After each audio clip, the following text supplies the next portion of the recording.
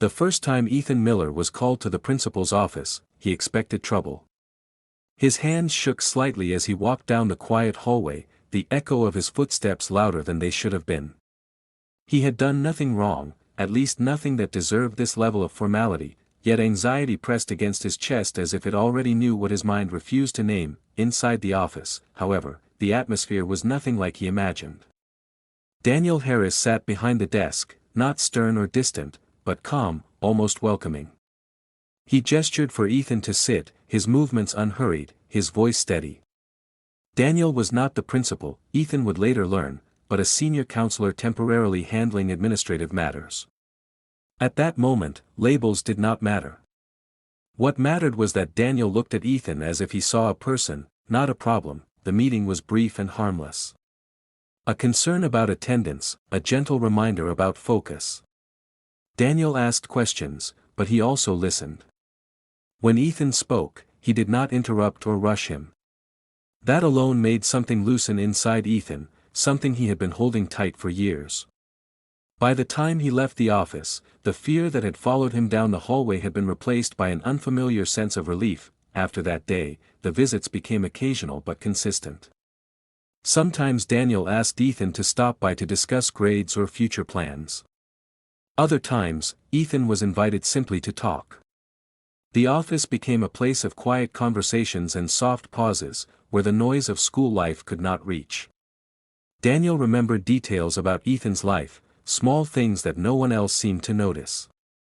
He asked about Ethan's interests, his worries, the pressure he felt at home. At home, Ethan was expected to be simple and predictable. His mother, Laura Miller, worked long hours and spoke often about responsibility and reputation. There was little room for questions or uncertainty. Ethan learned early to keep his thoughts to himself, especially the ones that did not fit neatly into the life others imagined for him. In Daniel's office, those thoughts felt less dangerous, even if Ethan did not yet understand why. Daniel Harris carried himself with practiced control. He spoke carefully, choosing words that offered comfort without crossing obvious boundaries.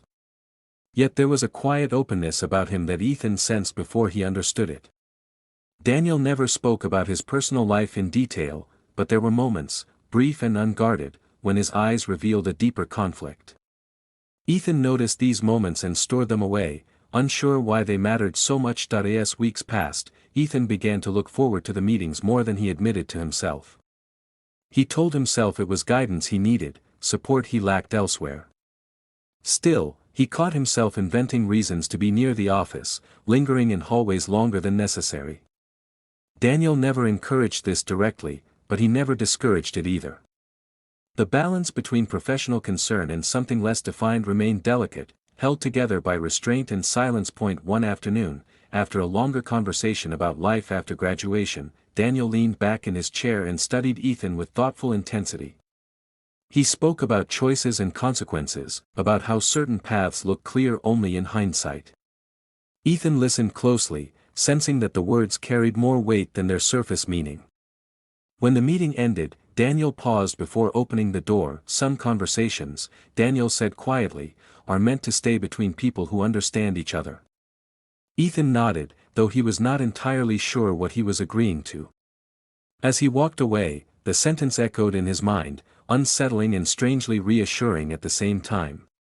He did not yet know that trust, once given, has a way of reshaping desire, and that the comfort he felt in that office was already guiding him toward a boundary he had never planned to approach. The hallway seemed longer as he left, and for the first time, Ethan realized that what drew him back was not guidance or discipline, but the feeling of being seen.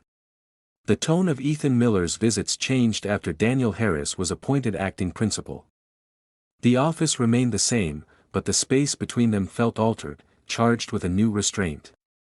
Daniel was busier, his voice more measured, his attention divided by responsibilities that carried weight beyond guidance.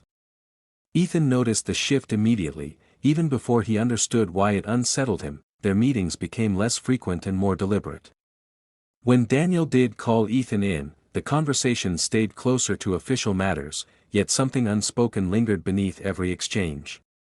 Daniel seemed careful, as though each word required approval before leaving his mouth.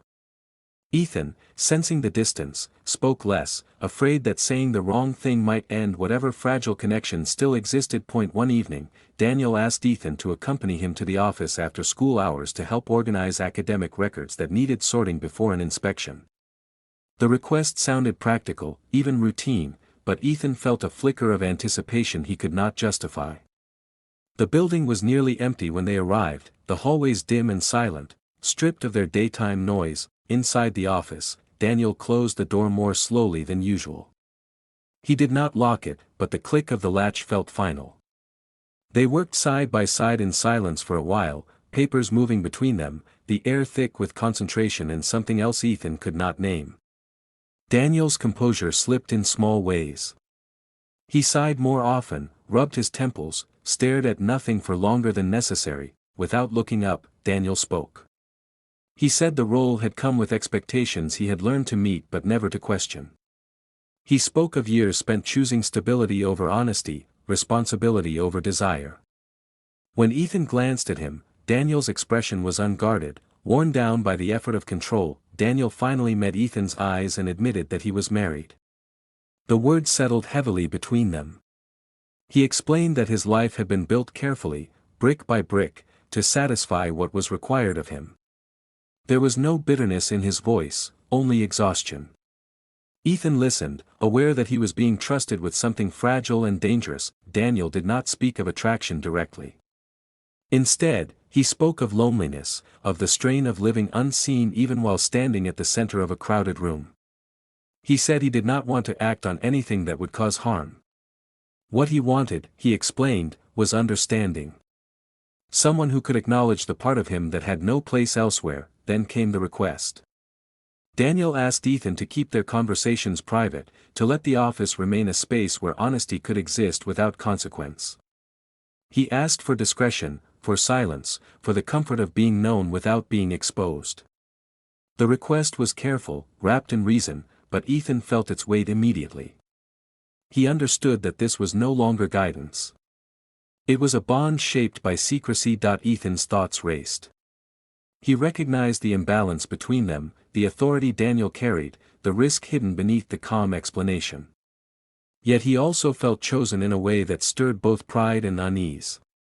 He had been entrusted with something intimate, something that could not be shared or named. Saying no felt like rejection, not just of Daniel, but of the version of himself that felt visible in that room. He nodded before he fully decided. Daniel did not smile, but his shoulders relaxed, as if a burden had shifted. The work resumed, quieter than before, each movement precise. When they finished, Daniel thanked Ethan, his voice low and sincere. He reminded him that boundaries mattered, that nothing should ever cross them. The reminder sounded rehearsed, as if meant for both of them. As Ethan left the office that night, the building felt different. The silence no longer comforted him. He realized that by agreeing to keep Daniel's truth hidden, he had stepped into a role he did not yet understand. The trust that once felt simple now carried consequence, and the connection he valued had become something heavier, something that would not release him easily. He walked home knowing that nothing visible had changed, yet certain that a line had been crossed, not by action, but by consent. Ethan Miller learned quickly what it meant to carry a secret. After that evening, his conversations with Daniel Harris continued, but they changed in texture and tone. They were shorter, quieter, shaped by caution rather than curiosity. Daniel chose his words with care, often stopping mid-sentence as if weighing the cost of honesty.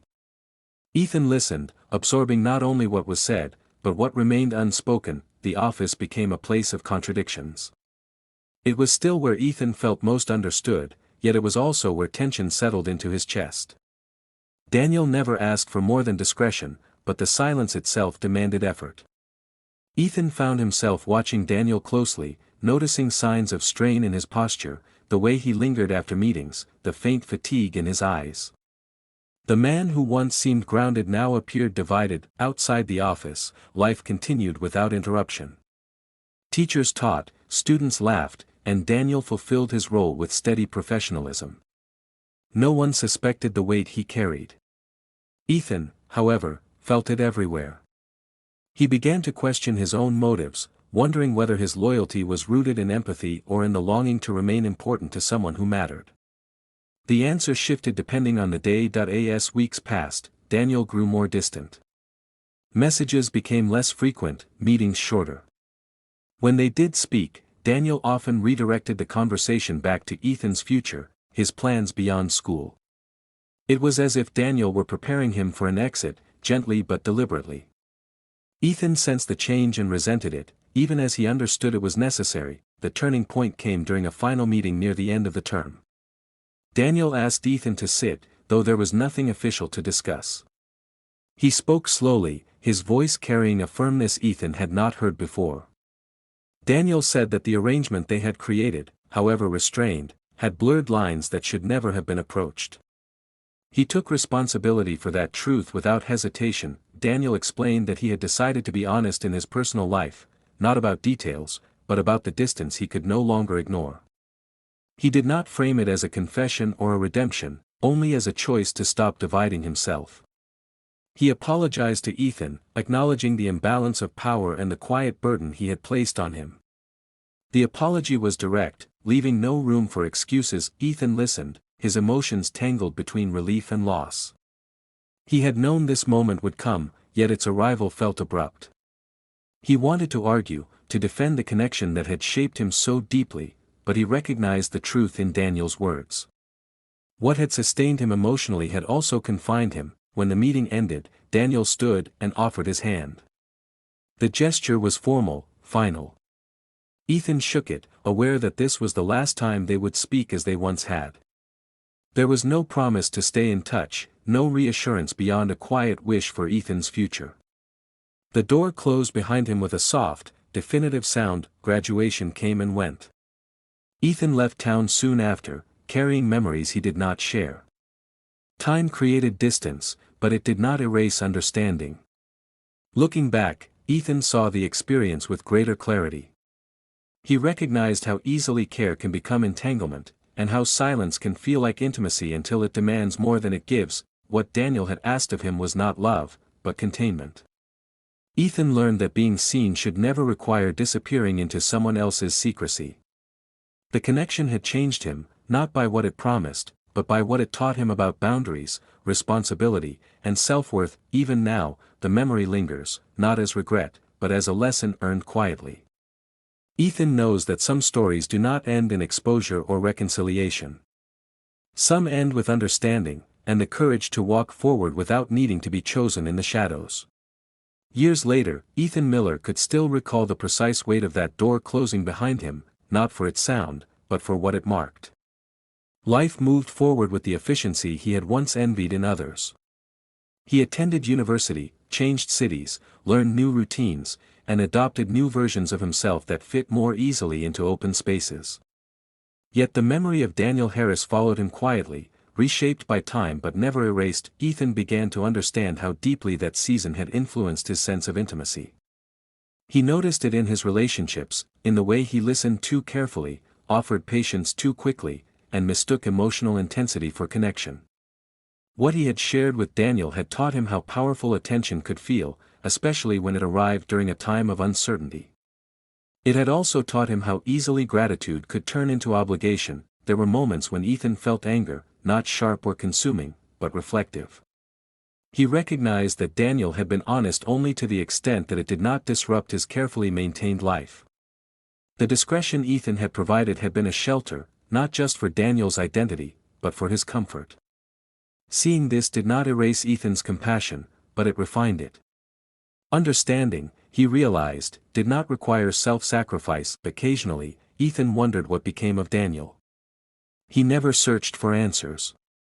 The absence itself felt appropriate, a final boundary that neither of them had named but both had accepted.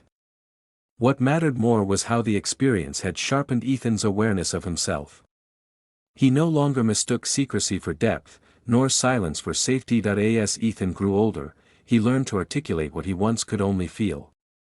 He learned to ask for clarity instead of settling for implication, and to step away when a connection demanded invisibility.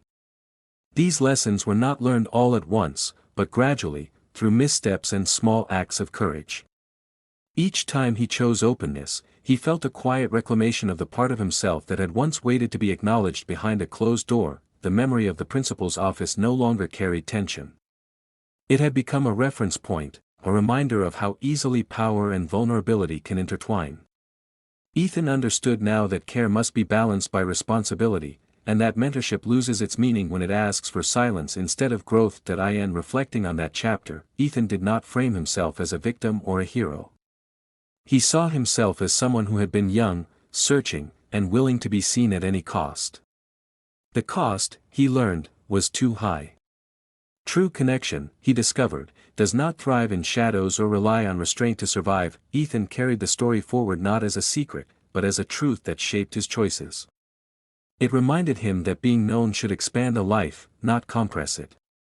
And while some moments feel defining when they happen, their real meaning often reveals itself later, when distance allows understanding to settle. The story did not end with confrontation or resolution, but with clarity. Ethan moved on with a steadier sense of self, aware that the most important request he would ever honor was the one he made of himself, never again to accept a place in someone else's silence when he deserved a voice of his own.